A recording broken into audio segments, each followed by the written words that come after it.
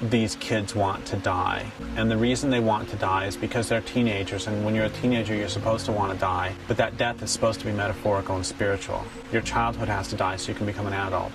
We've gotten messed up and mixed up in this system where our lives actually depend on the system that is exploiting us. Years ago, I interviewed Luis Rodriguez, who wrote Gang Days in LA, La Vida Loca, which is about his time in a gang. And he got out through the literature revolution. And one of the things I asked him is, why do so many gang kids stand on street corners shooting at mirror images of themselves? And why don't they at the very least shoot at capitalists? And he said that one of the reasons, of course, is because the cops set them against each other. Another reason is that these kids want to die. And the reason they want to die is because they're teenagers, and when you're a teenager you're supposed to want to die, but that death is supposed to be metaphorical and spiritual. Your childhood has to die so you can become an adult. But nobody's told them it's metaphorical and spiritual, so they have this death urge that they then actualize in the physical world, as opposed to through ritual or through maturity. And I've often thought that it's similar, that this culture is so wretched, and so many people are so very, very unhappy, and they want this nightmare to end, and they don't recognize that the death that they want is a cultural death and is a spiritual and metaphorical death. And so, especially because within this culture, the spirit is separated from the earth and from the flesh, and so you can't have this transformation that simply occurs in your body. And so they make lots of depleted uranium, and they kill the world in all physical reality as opposed to that spiritual transformation. Well, this culture specializes in toxic mimics, and that's where you take the form of something and pervert the content. So rape, for example, is a toxic mimic of sexuality. It has the form, but the content is different. And we could make a whole list of toxic mimics, and one of the toxic mimics here is this identification with the larger whole. That's been shunted off to a different direction, this identification. So part of what we're supposed to do is identify with our larger community. But that really only works when things are mutual, when the rest of the community is serving you as well. And that can include the land base, of course, and it should include the land base. But with civilization, we've been taught to identify with this larger whole that isn't us. I mean, a great example, the other day I was talking to a friend who said, wow, we lost a lot of refineries in Katrina, didn't we? And I said, I didn't know I had any refineries, otherwise I would probably be rich, It's like, do I get the money from these or something?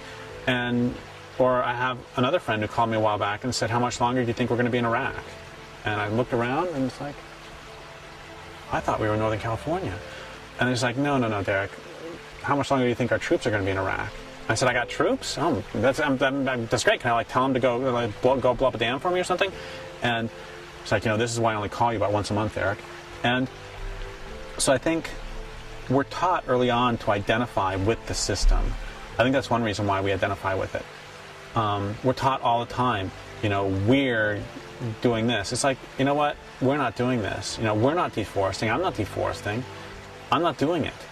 And I actually oppose the people who do it, and the organizations, institutions who do it. The organizations and institutions which do it. There you go. There's a problem. Calling an organization a who, and then calling a tree an it. I mean, that's another problem. That's one part of the problem. Another part of the problem is that we will, if your experience, not your philosophy, not your thinking, not your heart, not anything else, if your experience is that your food comes from the grocery store and that your water comes from a tap, you will defend to the death the system that brings those to you, because your life depends on it. If, on the other hand, your experience is that your water comes from a stream, imagine that. People used to actually drink from streams. I mean, how quaint is that?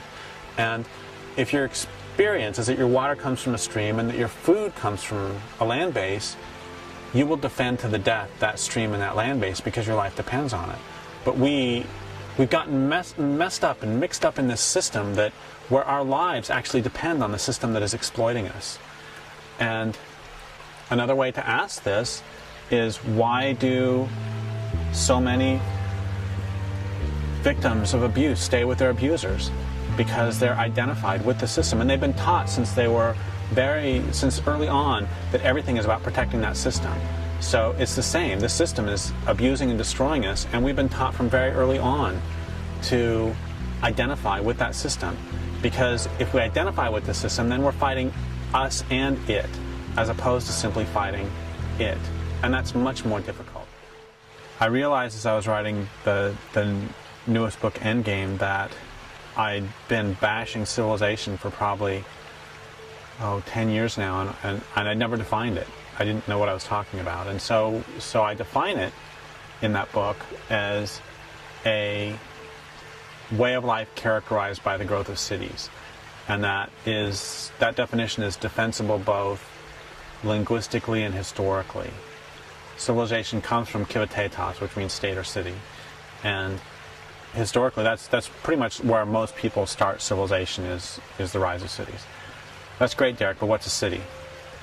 I've defined a city as a collection of people living in numbers large enough to require the importation of resources. And what that means is the Toloa, on whose land we are now, were not civilized because they didn't require the importation of resources. They didn't live in cities. They lived in camps, villages, and so on. And remember, the Toloa lived here for 12,500 years at least. A couple of things happen as soon as you require the importation of resources. One is that your way of living can never be sustainable. Because if you require the importation of resources, what that means is you've denuded the landscape of that particular resource. And as your city grows, you will denude an ever larger area. Because by definition, you're requiring the importation, which means it's not there. And once again, that means that that means that functionally, your way of life can never be sustainable. We can talk all we want, but it won't last. New York won't last, because New York City won't last because it requires the importation of resources.